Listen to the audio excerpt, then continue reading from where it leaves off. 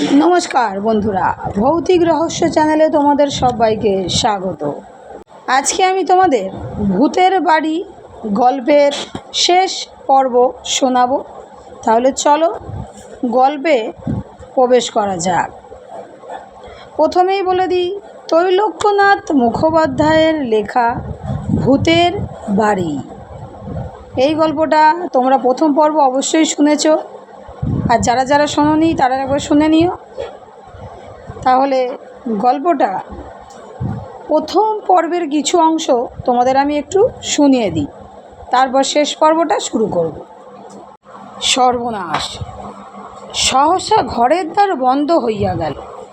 সে ঘরে আর অপর দ্বার বা জানালা ছিল না। প্রথমে দুইজনে দ্বার টানাটানি করিয়া দেখিলাম। আমরা প্রথম পর্বে এত পর্যন্ত শুনেছিলাম, এবার আমরা শেষ পর্বটা শুনব। তাহলে চলো শুরু করি। কিছুতেই খুলিতে পারিলাম না। আমার চাকর বলিল, অতি পাতলা তক্তা দিয়ে কপাট জোড়াটি গঠিত। দুই লাথিতে নয়, হাজার লাথিতেও কপাটটি ভাঙিল না। আমি অনেক চেষ্টা করিলাম, কিন্তু কিছুতেই ভঙ্গপ্রমাণ কপাট ভাঙিতে পারিলাম না। শান্ত হইয়া আমরা নিবৃত্ত হইলাম।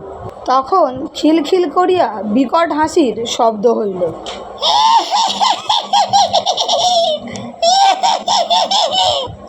দ্বারটি আস্তে আস্তে আপনি খুলিয়া গেল। সে ভয়ানক ঘর হইতে তাড়াতাড়ি আমরা বাহির হইয়া পড়িলাম। সে ঘর হইতে বাহির হইয়া আমরা বারান্দায় দাঁড়াইলাম। পাশে মিটমিট করিয়া কেমন একটা নীলবর্ণের আলো জ্বলিতেছিল। কি আলো কোথায় যাইতেছে দেখিবার নিমিত্ত আমরা তাহার পশ্চাৎগামী হইলাম। সিঁড়ি দিয়া আমাদের সঙ্গে আগে আগে আলোটি তেতলায় উঠিতে লাগিল। তেতলার ওপর উঠিয়া সামান্য একটা শয়নাগারে প্রবেশ করিল। যে বৃদ্ধা এই বাড়িতে একাকী বাস করিত, এই ঘরটি তাহার ছিল। আমরা এইরূপ অনুমান করিলাম। ঘরের ভিতর একটি দেরাজ ছিল। খুলিয়া দেখিলাম তাহার ভিতর একখানি রেশমের রুমাল রহিয়াছে। রুমালের একধারে দুইখানি চিঠি বাঁধা রহিয়াছে। চিঠি দুইখানি লইয়া সে ঘর হইতে বাহির হইলাম। দ্বিতলে আসিবার নিমিত্ত সিঁড়ি দিয়া নামিতে লাগিলাম। মনে হইল আমার আশেপাশে যেন আর কে নামিতেছে, কিন্তু তাহাকে আমি দেখিতে পাইতেছিলাম না। সহসা খপ করিয়া আমার হাত হইতে চিঠি দুইখানি কাড়িয়া লইবার নিমিত্ত কে যেন বারবার চেষ্টা করিল। দৃঢ় মুষ্টিবদ্ধ করিয়া আমি তাহার সে চেষ্টা বিফল করিলাম। আমার নিজের শয়নাগারে উপস্থিত হইয়া প্রথমে ঘড়ি, পিস্তল ও ছোঁড়া মেজের ওপর রাখিলাম। নিকটস্থ ছোট একটি ঘরে চাকরকে শুইতে বলিলাম। মাঝের দ্বার খোলা রহিল। কুকুরটি ঘোরতর ভয়ে ভীত হইয়া ঘরের কোণে গিয়া আশ্রয় লইল। মাঝে মাঝে ত্রাসজনিত বিকট রোদনের ন্যায় শব্দ করিতে লাগিল। যে পত্র দুইখানি ওপর হইতে আনিয়াছিলাম, এক্ষণে তাহা পড়িতে লাগিলাম। 50 বৎসর পূর্বে চিঠি দুইখানি কোনো এক পুরুষ তাহার প্রিয়তমাকে লিখিয়াছিলেন, কিন্তু নাম ধাম কাহারও ছিল না। ভালোবাসার কথা ছাড়া তাহাতে কোনো একটা বিভীষিকার আভাসও ছিল, যেন কে কাহাকে খুন করিয়াছে এই ভাবের কথা। পত্র দুইখানি পাঠ করিয়া আমি চৌকির ওপর রাখিলাম। ঘরে দুইটি বড় বড় বাতি জ্বলিতেছিল। শীত প্রধান দেশ। অগ্নিস্থানে দাউ দাউ করিয়া অগ্নি জ্বলিতেছিল। আসল কথা, ঘরটি আলোকিত ছিল।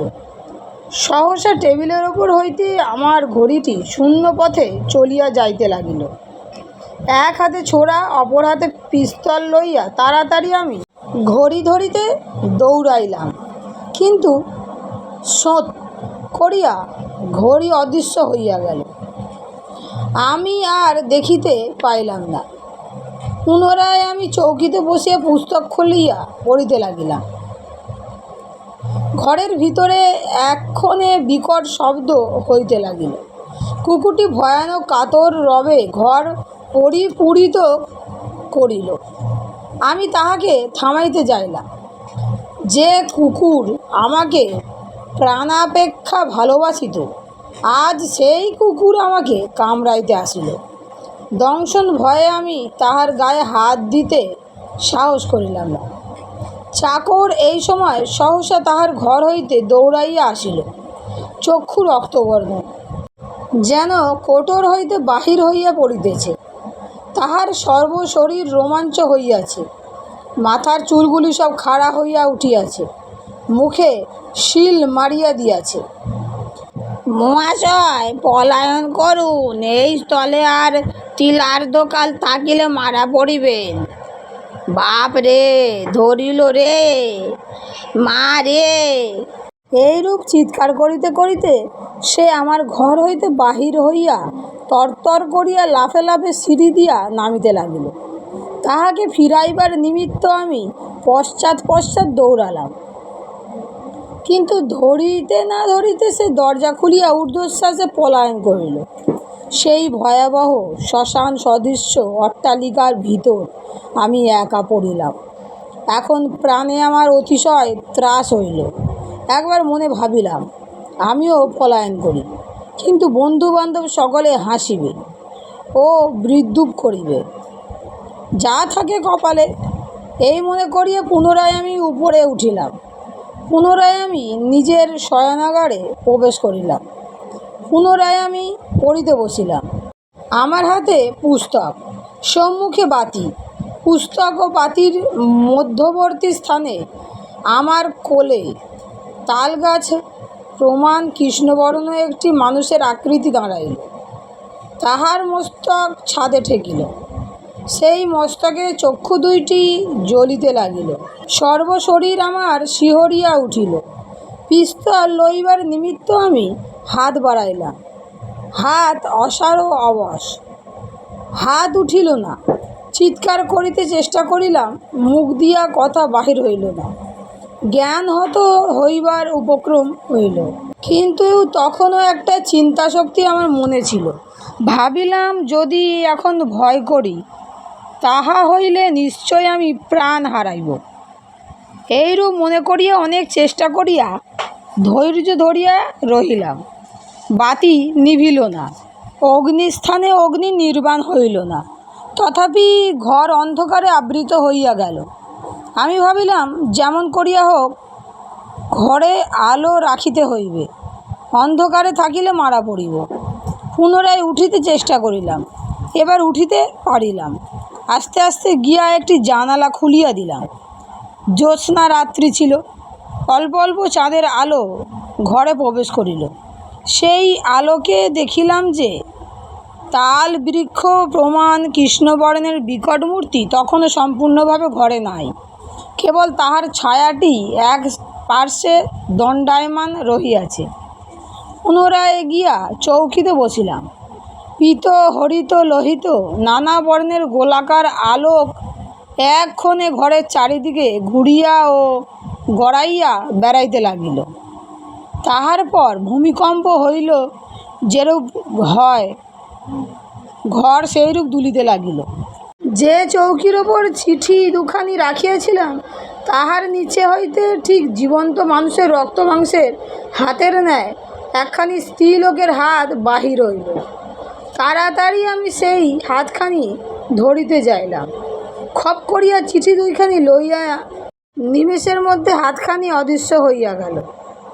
ইহার পর একখানি চৌকির ওপর একটি যুবতী বসিয়া রহিয়াছে, এইরূপ দেখিলাম।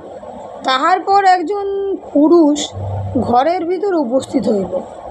বালকের মূর্তি, বৃদ্ধার মূর্তি, নানা প্রকার আকার ঘরের ভিতর আবির্ভাব হইতে লাগিল ও একে একে বিলীন হইতে লাগিল। তাহা ব্যতীত আরও যে কত ভয়ানক ঘটনা সংঘটিত হইল সে সকল বর্ণনা করিবার আর স্থান নাই। মাঝে মাঝে গলা টিপিয়া আমাকে মারিয়া ফেলিবার জন্য কে যেন চেষ্টা করিতে লাগিল। আমার ঘাড় ভাঙ্গিয়া দিবার জন্য মাঝে মাঝে ঘাড়ে হাতও আসিতে লাগিল। সাহসে ভর করিয়া আমি বারবার সে ভৌতিক হাত ঝাড়িয়া ফেলিতে লাগিলাম।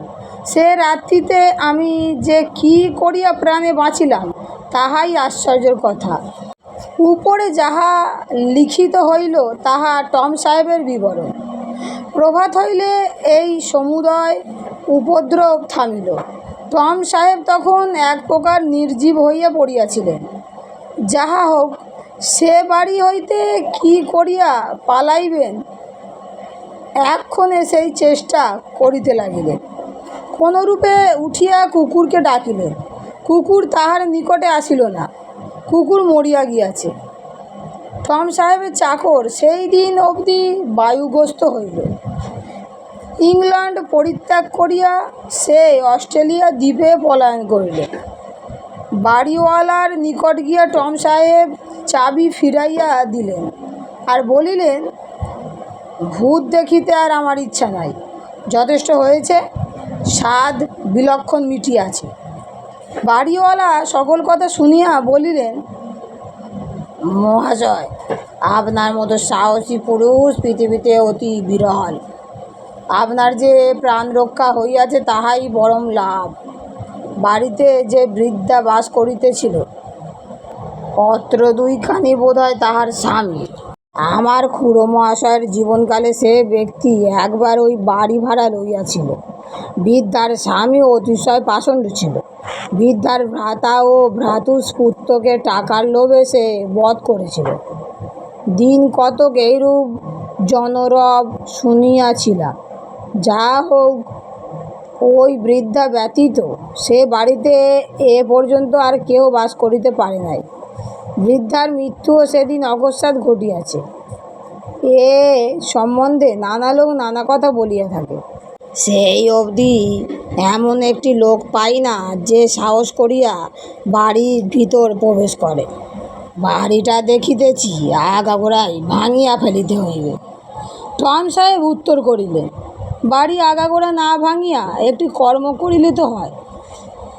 যে ঘরে আমরা বদ্ধ হইয়া গিয়েছিলাম, যে ঘরে বিকট গন্ধ বাহির হইয়াছিল, কেবল সেই ঘরটি ভাঙিয়া দেখিলে হয়। বাড়িওয়ালা তাহাই করিলেন। সেই ঘরের মাটির নিম্ন হইতে নানা রকম অদ্ভুত দ্রব্য বাহির হইল। তাহা কি সেই কথা বলিবার আর স্থান নাই, আবশ্যকও নাই। বাড়িওয়ালা সেই সমুদয় দ্রব্য পোড়াইয়া ফেলিলেন। সেই দিন হইতে ভূতের উপদ্রব থামিয়া গেল। বন্ধুরা, গল্পটি আজকে এখানেই শেষ। গল্পটি তোমাদের কেমন লেগেছে অবশ্যই কমেন্টে জানিও। আর ভালো লেগে থাকলে বন্ধুদের সঙ্গে শেয়ার করে চ্যানেলটি সাবস্ক্রাইব করে লাইক করে আমার পাশে থেকো, যাতে আরও নতুন নতুন গল্প তোমাদের শোনাতে পারি। তাহলে বন্ধুরা, আজকের মতো বিদায়। সবাই ভালো থেকো, সুস্থ থেকো, সবাইকে ভালো রেখো। রাধে রাধে।